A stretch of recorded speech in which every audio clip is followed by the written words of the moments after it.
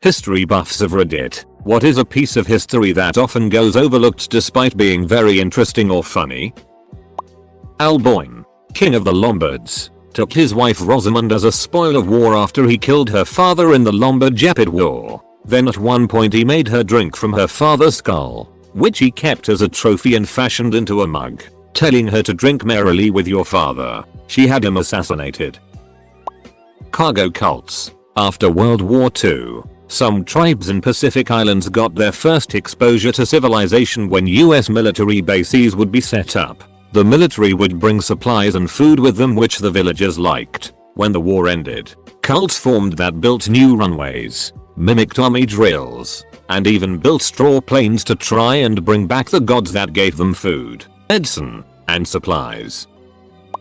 That time Liechtenstein sent 80 soldiers to war and they made a friend, so they returned with 81.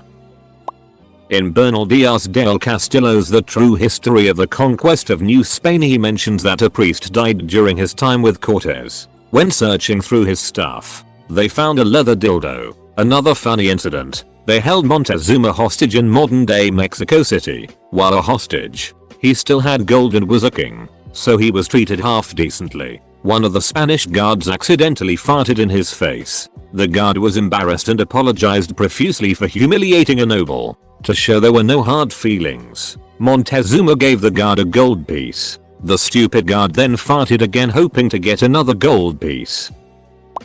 Romans believed in other people's gods/goddess, so when they would attack a city they would pray to the gods of said city to abandon the occupants and support the Romans instead. If they won, they would give the god a special place in Rome or completely incorporate it into the state religion. Also, the ancient Greeks did not view it as gay or straight, they saw it as dominant and submissive. In short, they had no concept of being gay. The American Hippo Bill. During a meat crisis in 1910, some American legislators wanted to introduce African hippos to the southern wetlands so we could all enjoy lake cow bacon. Obviously, the bill never passed. He comes up now and again on Till. But for all the history about World War II that is often bandied about in the culture at large, I had never heard about the fascinating double agent Juan Pujol Garcia, also known by his codename, Garbo. The story: Juan was from Spain and had become disgusted by fascism. He wrote letters to the UK and the US saying, "Hey, I'll spy on Germany for you guys." UK and US said, "Nah, we got this." Juan said to himself, "I'll go ahead and spy anyway," and posed as a Nazi-loving Spanish govt official to become a German agent. He was assigned to spy on London, but instead went to Lisbon and made up phony reports based on English magazines and newsreels. After a while, the UK realized someone was doing a jolly good job diverting Nazi resources and took him on as a spy. He worked throughout the war, with Germany funding his totally real network of not at all imaginary spies. He was responsible for diverting many German troops during the invasion of Normandy. He was also awarded medals by both the Nazis and the Brits for his work. Cato the Elder, a Roman senator, would give several vehement speeches, all ending in something along the lines of "Carthago delenda estate," roughly translating to "Carthage must be destroyed." Carthage did end up getting destroyed a couple years after he died. Years later, Cato the Younger was on the Senate. Julius Caesar was reading a note during a meeting, causing Cato to accuse him of being a spy. After Caesar denied the accusations, Cato asked Caesar to read out the note, because if he really was innocent, he wouldn't have anything to hide. Caesar agreed. It was a love note from Cato the Younger's sister. Furthermore, "I think Carthage should be destroyed." When Cortez conquered the Aztecs, he had 10 feet 000 of native allies who were more than eager to help because the Aztecs used them as slave and sacrifice farms. The time a 340-year-old museum piece was used to repel an invasion. The Dardanelles operation was a fairly minor skirmish during the Napoleonic Wars. The Ottomans aligned with the French against Britain and Russia. The British sent a fleet to intimidate the Turks and force them to reopen the strait. As the British fleet sailed towards Constantinople, French engineers worked with the Turkish army to repair and improve shore defenses. Part of this included reactivating a 340-year-old supercannon, modeled on the one used in the famed Turkish conquest of Constantinople in the 1400s. This cannon weighed 17 tons and fired stone cannonballs that were 2 feet in diameter. After meeting little resistance from the Turkish fleet, the British were forced to withdraw after taking heavy damage from the shore batteries, including from the colossal Dardanelles gun. TLDR. Trebuchets are nice, but can they fire a 360 kilogram projectile over 2,400 meters? During the First Sino-Japanese War, a Chinese admiral pawned one of the main guns on his flagship to a scrap dealer in order to pay off some gambling debts. This was the same war where the empress embezzled from the army to fund her palace renovations.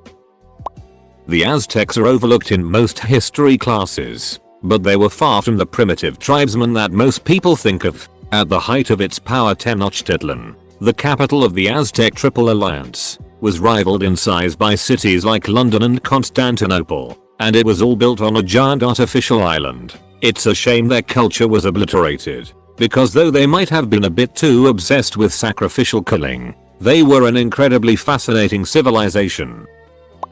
The savior of Paris. Paris as we know it may not exist today had it not been for one man. During the German military occupation of France in World War II, Paris became the capital of this occupied zone, while France moved its own capital to Vichy to keep the state alive.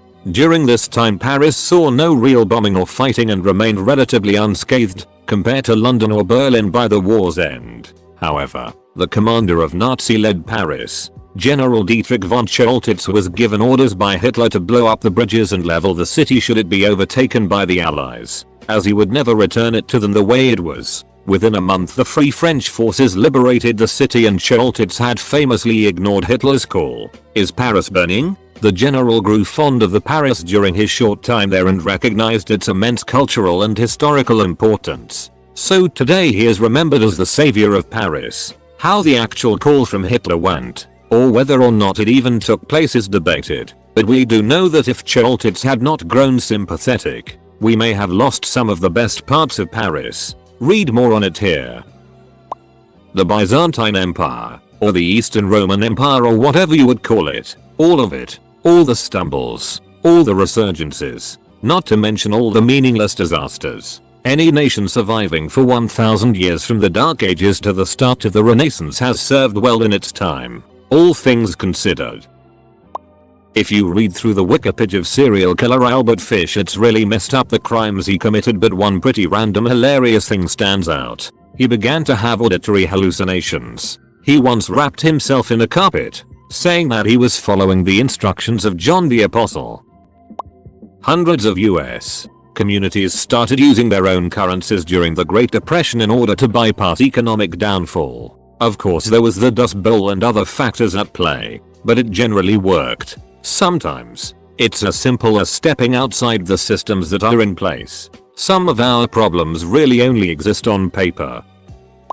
The Sea Peoples. I am totally fascinated by them. I am currently reading 1177 BC, the year civilization collapsed, by E.H. Klein. It focuses on Egypt, who really was the only civilization to withstand the Sea People. More than when Plato gave Socrates his definition of man as featherless bipeds and was much praised for the definition. Diogenes plucked a chicken and brought it into Plato's academy, saying, "Behold, I've brought you a man." After this incident, with broad flat nails was added to Plato's definition. My history buff friends used to think it was funny that my favorite war to read about was the War of 1812. There were cannons fired over the Niagara River. There was a battle in the middle of right outside of New Orleans. Detroit was surrendered because Isaac Brock managed to trick them about the size of his army by running around in circles. The same Isaac Brock died in the middle of battle. His horse kept going until it was shot and killed. The presidential mansion got burnt the duck down. The same troops that destroyed Washington D.C. saluted Mount Vernon with cannon fire and refused to damage it because it was named after a British guy. The troops that burnt down D.C. were eventually defeated by a hurricane. The British sailed into Lake Champlain and there was a massive naval battle there. The British literally tried to reconquer America and the Americans genuinely tried to invade and take parts of Canada. The War of 1812 is the most badass war that Americans forgot. Lots of people know it happened, but the details are incredible to think about.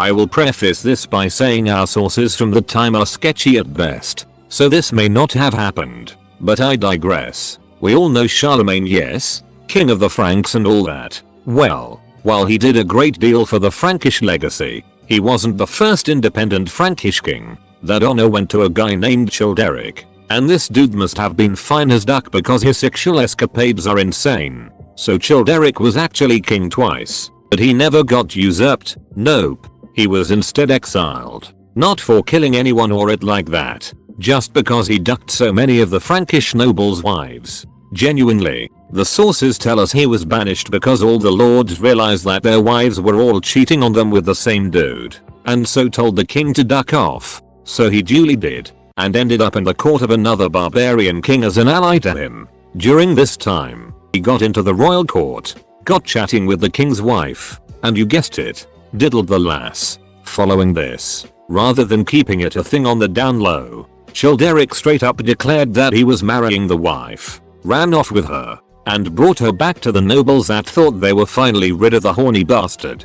Fortunately for women everywhere, this queen seems to have had a bit of mettle, because nothing else is written about him running off with any other important women. Instead he had a son, a lad named Clovis, and thus began the rise of the Frankish Empire that spawned modern-day Germany and France. So too modern European nations have a grandfather who was just a massive horny duck. The Kettle War. The only casualty was a soup kettle and the soup inside. The US government, JC Ocean DoD, drafting ideas to bomb US cities targets and blame it on Cuba to influence American anti-communism interest and to start a war against Cuba. This happened within the lifetime of generations still alive today, yet people for some reason assume the government would never commit or attempt to commit such atrocities and label open-minded critical thinkers as conspiracy theorists for believing it could be potentially possible. Tsar Peter the Great received a pickled D as a gift and made his wife kiss it to amuse him. The Boston molasses flood of 1919. A horrible way to die, yes, but it's still so weird. The Toledo War, a border dispute between Michigan and Ohio that almost broke out into armed conflict between the state's militias. Ever wonder why Michigan has the Upper Peninsula when it logically should be part of Wisconsin? The Toledo War is why. Jack Churchill, as per Wikipedia, Lieutenant Colonel John Malcolm Thorpe Fleming Jack Churchill, DSO and Bar, MC and Bar. The 16th of September 1906 saw the 8th of March 1996, was a British Army officer who fought throughout the Second World War armed with a longbow, bagpipes, and a basket-hilted Scottish broadsword. Nicknamed Fighting Jack Churchill and Mad Jack, he is known for the motto, "Any officer who goes into action without his sword is improperly dressed." It is claimed that Churchill also carried out the last recorded longbow and arrow killing in action, shooting a German cow in 1940 in a French village during the Battle of France. President Andrew Jackson beat up his would-be assassin with his cane and had to be pulled off by Davy Crockett so he wouldn't kill the guy. I thoroughly enjoyed hearing how kamikaze pilots would crash into things to terrorize and damage them. However, this wasn't as effective as they thought, unfortunately and hilariously. The ironic problem was that nobody was able to go back and report that it wasn't working that great. Disagree with me if you like, but I think World War I gets way overlooked, in the USA at least. I think it's because World War II was a conflict with much more American involvement and a clearer cut version of good versus evil. I'm not trying to say it's a popularity contest or talk down any importance of any events in either, but I will say I think World War I and its plethora of technological advancements gets a little less press.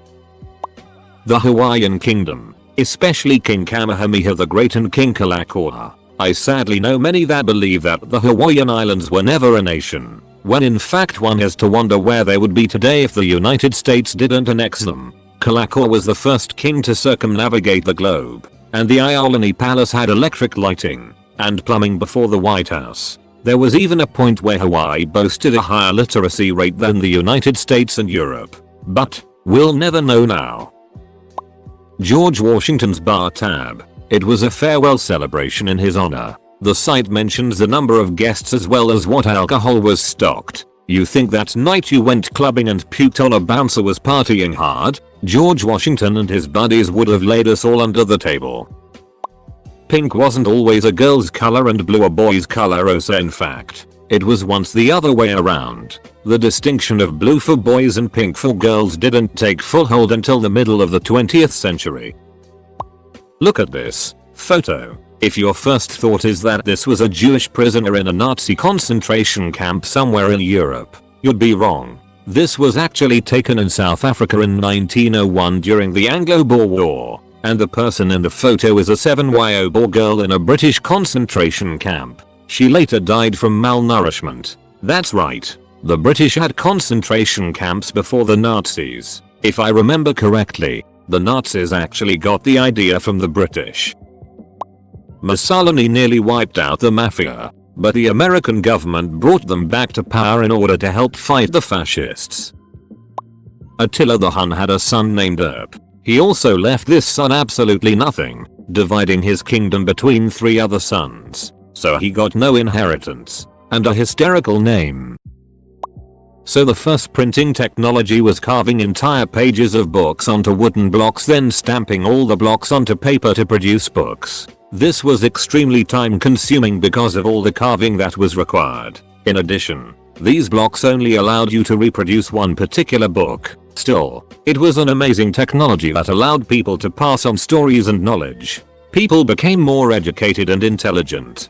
To this day, still one of the most important inventions in history. Then, someone came up with the idea that instead of carving entire pages onto blocks, why not carve single letters and use those letters to compose words and sentences? That way, not only do you do less carving, you also get way more scale and can produce any material you want. This simple idea to go from carving entire pages to just letters, it took 400 years before someone came up with it. 400 years. The average life expectancy at that time was around 40 years. That's 10 generations. Lifespan doesn't mean generations of people who have come and gone before someone realized there was a better way to do things. For reference, first books were printed around 650 AD, invented in 1040 AD.